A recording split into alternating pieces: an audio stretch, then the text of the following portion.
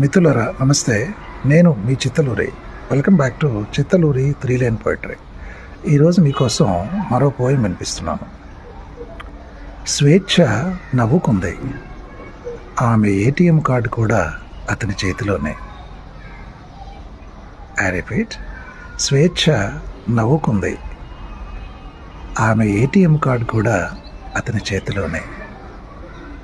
ఇదండి, అంటే స్వేచ్ఛ ఆమెను చూసి నవ్వుకుందట. ఎందుకు నవ్వుకుంది? ఆమె ఏటీఎం కార్డు కూడా అతని చేతిలోనే.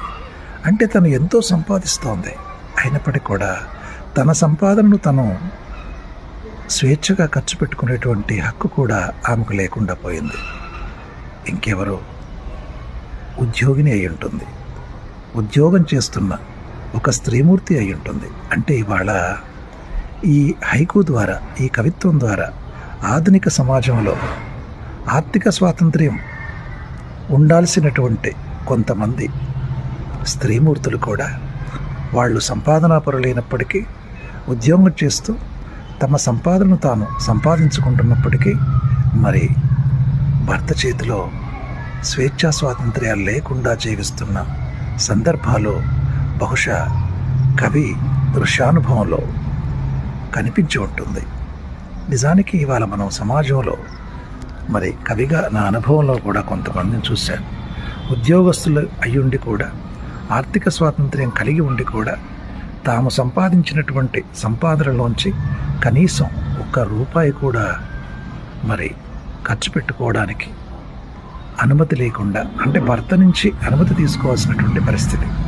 అంటే ఇక్కడ ఆమె ఏటీఎం కార్డు కూడా ఆమె చేతిలోనే. అంటే ఆమె సంపాదిస్తున్న సంపాదనలోంచి కూడా ₹1 ఖర్చు పెట్టాలన్నా మరి భర్తను నుంచి పర్మిషన్, అనుమతి తీసుకుని కానీ ఖర్చు పెట్టుకునే అవకాశం లేని ఎంతోమంది స్త్రీమూర్తులు మనకు కనిపిస్తూ ఉంటారు.